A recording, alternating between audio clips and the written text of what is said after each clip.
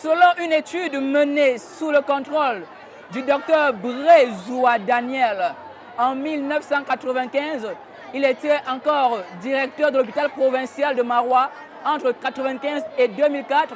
Il a relevé que 26,54 filles âgées entre 10 et 19 ans accouchent précocement.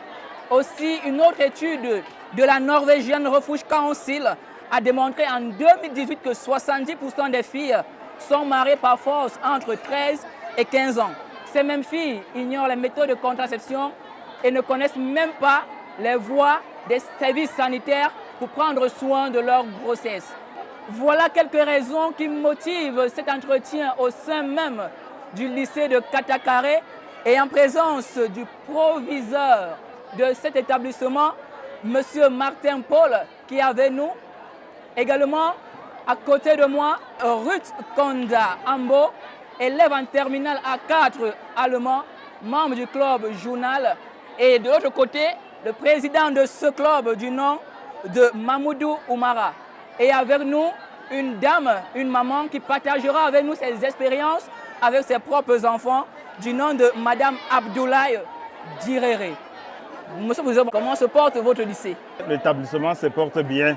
Comment est-ce que vous appréhendez la jeune fille de manière globale dans votre lycée? Notre établissement, comme tous les autres établissements, a des jeunes filles et des plus jeunes même davantage. Selon nos effectifs, les effectifs que nous avons, elles sont plus nombreuses même que les garçons, surtout au niveau du premier cycle. Les comportements sont ces comportements que nous observons aussi dans la société, puisque nous avons, surtout au niveau du premier cycle, de plus jeunes, parce qu'elles nous arrivent généralement à l'âge de 10 ans et il y en a même qui ont moins.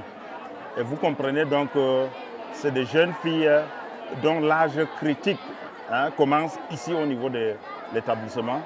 Il faut donc à notre niveau une surveillance accrue pour que les comportements déviants ou bien des comportements qui vont dans le sens, n'est-ce pas, de porter atteinte ou de nuire à leur encadrement, n'est-ce pas, n'apparaissent. Parlant d'encadrement, y a-t-il un service spécialisé ou alors un service d'orientation conseil? L'établissement dispose d'un service d'orientation et nous avons 5 conseillers d'orientation dans notre établissement. Et nous avons aussi un service d'infirmerie qui travaille dans le même sens, surtout par rapport, n'est-ce pas, au comportement des jeunes filles dont vous avez parlé tout à l'heure. Donc, ce service d'orientation est mis à contribution dans cet encadrement de ces jeunes filles. Ma question se pose à madame. Avez-vous des discussions avec vos filles? On a souvent des causeries. Je peux dire c'est comme des blagues. On le fait souvent à la maison. Quelle serait votre réaction si on venait demander votre fille de 14 ans en mariage? Je ne vais pas laisser ma fille en mariage à 14 ans. Parce que moi, je suis allée en mariage à 15 ans. Donc j'ai eu un peu de difficulté dans ce mariage. Et alors qu'aujourd'hui, la fille, moi je me dis que la fille doit d'abord fréquenter. Donc je ne peux pas la laisser aller en mariage à 15 ans. En plus de fréquenter, je me dis ma fille, à 15 ans, si elle va en mariage et qu'elle tombe grosse. Aujourd'hui, moi, en tant que présidente d'une association, je fais la sensibilisation sur les filles. Est-ce que vous n'êtes pas parfois freiné à cause des traditions? Bon, beaucoup disent que j'ai freiné mes filles parce qu'elles n'ont pas eu seulement des maris. Ce n'est pas seulement parce que je veux qu'elles fréquentent, mais c'est parce qu'elles n'ont pas eu de mari. Mais intérieurement, moi j'ai souffert, mais je veux que mes filles fréquentent vraiment plus. Et j'ai une qui fait déjà dans le Master 2, une qui est allée passer un concours, mais avec son bac 1, mais un bac plus 1. Donc je me dis que si elles ont fréquenté plus, elles ont aussi des réflexions plus que les autres. Monsieur le proviseur, avez-vous des séances spécialisées pour orienter les jeunes filles? J'ai parlé de services d'orientation. Oui. Mais vous savez qu'au sein de l'établissement, nous avons une discipline que nous appelons la science de la vie et de la terre. Et je crois que dans les programmes nationaux, n'est-ce pas, de cette discipline, il y a une bonne partie, surtout à partir de la classe de 6e, 5e, n'est-ce pas, qui porte sur l'éducation sexuelle, en fait sur la vie sexuelle, n'est-ce pas, de ces jeunes. Mais nous avons aussi une autre discipline que nous appelons éducation sociale, ESF, éducation sociale et familiale, pendant laquelle, n'est-ce pas, l'accent est aussi mis sur l'éducation de ces jeunes filles. Lorsqu'une fille, par exemple, tombe enceinte au sein de votre établissement, qu'est-ce que vous faites? Franchement, lorsqu'une fille tombe enceinte, les textes disposent, pas qu'on l'exclue, mais qu'on la suspende. Parce que cette suspension-là ne concerne pas seulement les jeunes filles, même les femmes mariées. Parce que vous savez que dans l'état de grossesse, c'est un état extrêmement délicat où quelquefois la femme ou la fille, elle est toujours indisposée, elle est mal à l'aise et elle peut mettre aussi ses camarades mal à l'aise. Donc les textes disposent que nous suspendions, n'est-ce pas, la fréquentation de cet enfant et qu'après grossesse, après accouchement, autant pour moi, et quand l'enfant a un certain âge où la fille peut reprendre ses activités. Et que fait-on de l'auteur de la grossesse à ce moment-là? Lui continue les cours? Selon les textes. Il est aussi suspendu au même titre que la fille. Mais si l'auteur est au quartier, là nous n'avons aucun pouvoir sur lui. Mais suspendre la jeune fille, est-ce que cela contribue à sa scolarisation? Parce qu'aujourd'hui, avec l'UNESCO par exemple, on aimerait que la fille continue de fréquenter bien qu'étant enceinte. Bon, vous savez que la grossesse, c'est une autre maladie, comme je vous ai dit, et surtout à cet âge immature. Vous comprenez donc, la fille, elle peut avoir tout le temps des malaises, elle est même gênée, et elle peut gêner les autres. Donc on dit suspension, ce n'est pas exclusion. Tout juste pour que, bon, vous voyez, une femme normale, quand elle travaille, même elle a des congés de maternité, elle se repose pour que, n'est-ce pas, la grossesse qu'elle porte ne soit pas, qu'elle ne s'expose pas vraiment. Selon votre observation, est-ce qu'elles reviennent toujours après avoir accouché? Bon nombre nous reviennent, parce que nous leur donnons une note de service qui stipule que la fille reprendra ses cours après accouchement et lorsqu'elle peut être capable de revenir à l'école. Et quand elle revient, elle a quand même beaucoup de manquements, beaucoup de retard? C'est tout à fait normal. Si elle est suspendue à un niveau, elle revient, elle reprend le niveau. Tout simplement parce qu'on ne peut pas la mettre en classe supérieure. N'y a-t-il pas des filles qui, du jour au lendemain, abandonnent les cours comme ça? Quelquefois, même sans être grosses et autres, nous constatons quelquefois qu'il y a des élèves brillantes. Et après ce constat, parce que nous parlons de filles. Après le constat, vous faites quelque chose? Nous essayons toujours de faire quelque chose. Oui. Souvent même aller à la rencontre des parents. Ça, nous avons aussi fait cela. Pour que, dans la mesure du possible, que l'enfant revienne à l'école. Monsieur le principal, avez-vous été témoin parfois des comportements de violence liés au genre? C'est-à-dire des hommes ou des garçons et des jeunes filles qui se bagarrent pour une raison ou pour une autre? C'est des cas rarissimes, mais je ne peux pas dire que ça n'existe pas au sein de notre campus. Nous avons souvent constaté, surtout dans les petites classes là, de 6e et 5e, qu'il y a ce genre de bagarre entre filles et garçons. Parce que des petits garçons qui taquinent souvent des petites filles et qui ne supportent pas ça et quelquefois réagissent. Et ça engendre des bagarres et quelquefois ça attire l'attention des surveillants généraux. Et quelle est la réaction qui est posée directement? Bon, la réaction, c'est d'abord les convoquer, les écouter et leur prodiguer des conseils. Et parce souvent, que nous savons que c'est des petits-enfants. Oui, souvent, qu'est-ce qui anime ces garçons à taquiner les filles? C'est ça le problème. Donc, vous avez parlé de la puberté. Oui. Vous voyez, je vous ai dit qu'ils nous arrivent ici à ce jeune âge-là, de 10 ans, dans les environs de 10 ans. Et ils acquièrent véritablement leur puberté au sein de l'établissement. Donc, c'est des réactions, moi je me dis, normales. Avez-vous l'impression que certains parents ont démissionné de leur fonction de parents pour la laisser carrément aux enseignants? Nous sommes toujours pleins de cette situation-là, de la démission. Je ne sais pas si c'est dans le cadre de l'éducation sexuelle. L'éducation en général. L'éducation en général. Cette démission, elle est visible. Parce que sexuel encore, c'est grave, parce que les parents n'en parlent même pas à la maison. Ça, c'est le gros problème qu'on a. Oui. Donc, je peux dire que cette démission s'observe au niveau où il y a des comportements que nous observons ici. Quelquefois, on se pose des questions si ces enfants-là vivent avec leurs parents. Parce qu'un enfant qui quitte peut-être de la maison très tôt, qui arrive en retard. Et souvent, quand on fait appel aux parents, ils nous disent que l'enfant est parti de la maison très tôt. Et c'est qu'on leur dit souvent, mais il faut vous assurer, ce n'est pas du trajet que l'enfant emprunte là, quand il quitte de la maison pour venir à l'école. Vous vous dites que l'enfant est quitté de la maison très tôt. Mais nous vous disons à l'école qu'il arrive en retard. Donc, ça veut dire qu'entre l'école et la maison, il y a des crochets que l'enfant fait. Et ça, c'est ce que les parents ne maîtrisent pas. Et lors de séances avec les parents d'élèves, nous leur avons dit qu'ils doivent connaître les fréquentations de leurs enfants, qu'ils doivent connaître avec qui leur enfant marche.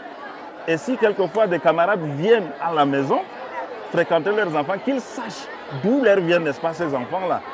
Et tant qu'on ne maîtrise pas tous ces paramètres, vous comprendrez donc que les choses ne vont pas marcher. Et ça nous donne l'impression véritablement que ces enfants-là sont abandonnés. Donc ça, nous observons cela au quotidien. Est-ce que madame qui est parent d'élève connaît avec qui marchent ses enfants? Est-ce qu'elle connaît réellement ses enfants à la maison? Oui, oui. Comment vous faites? Qu'est-ce qui vous donne cette condition? Parce que mes enfants sont mes amis. Je peux parler tout ce que je parlais avec mes enfants, ça ne peut pas aller dehors. Alors que quand je parle à quelqu'un d'autre, c'est autre chose. C'est pourquoi j'ai dit, il faudrait embrasser plutôt son corps que d'aller ailleurs. Comment avez-vous fait pour maîtriser vos enfants? Pour que d'autres mamans en profitent? Le secret, c'est la souplesse tout simplement. La souplesse? Oui, il ne faut pas aller violemment avec l'enfant. Parce que c'est ce qu'il ne veut pas. J'ai ma dernière fille, quand je veux, c'est elle plutôt qui allait partir loin. Quand je veux, forcément là, tout est tombé à l'eau. Alors que quand je veux doucement, vraiment on parle bien et tout sort aussi.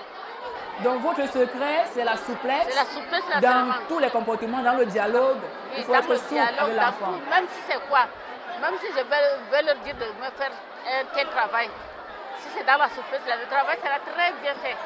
Monsieur le principal, forcément parent des enfants, a-t-il aussi des filles?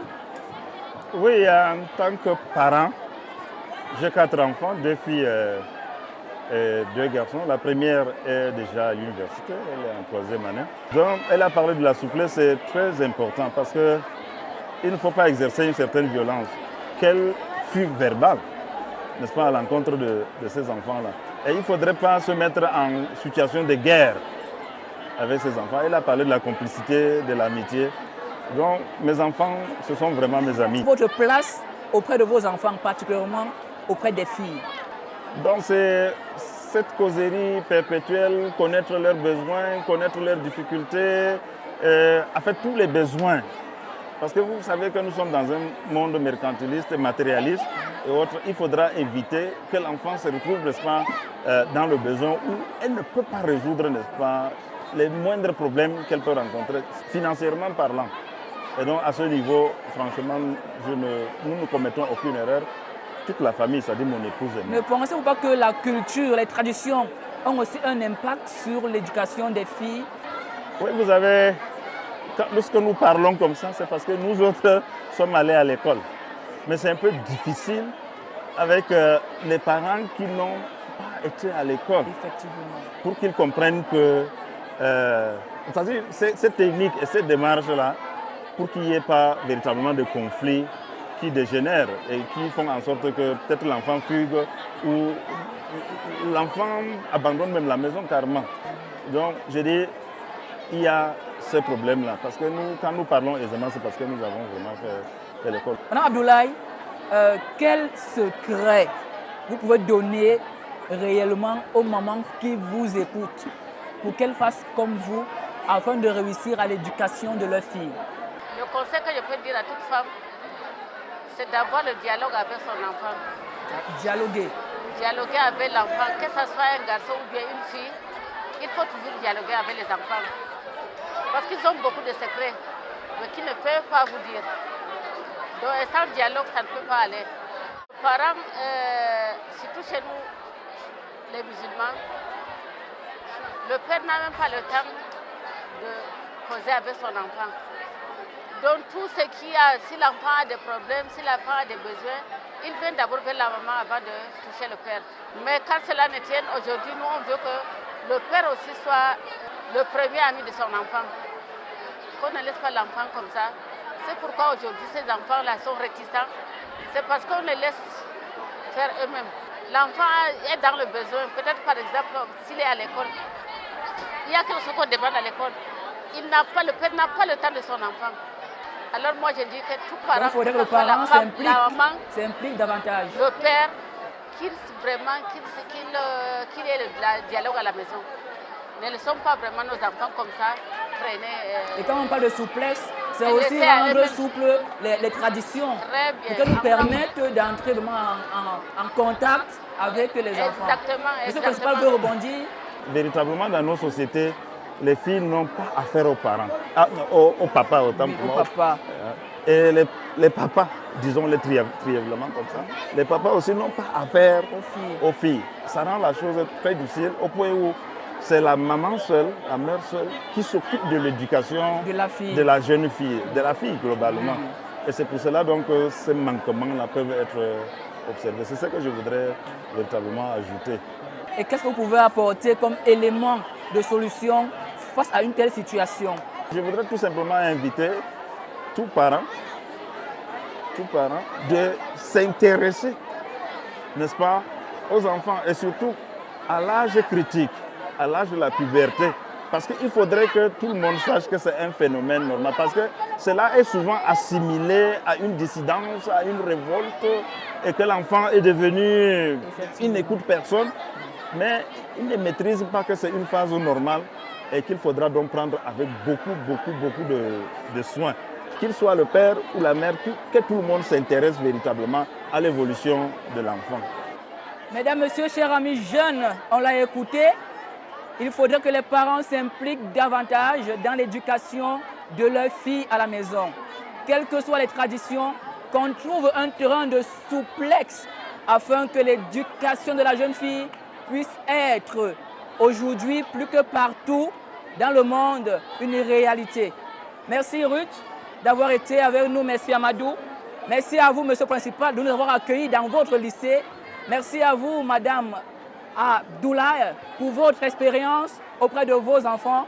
Merci à vous, chers amis jeunes, de nous avoir suivis. On se retrouve juste de l'autre côté.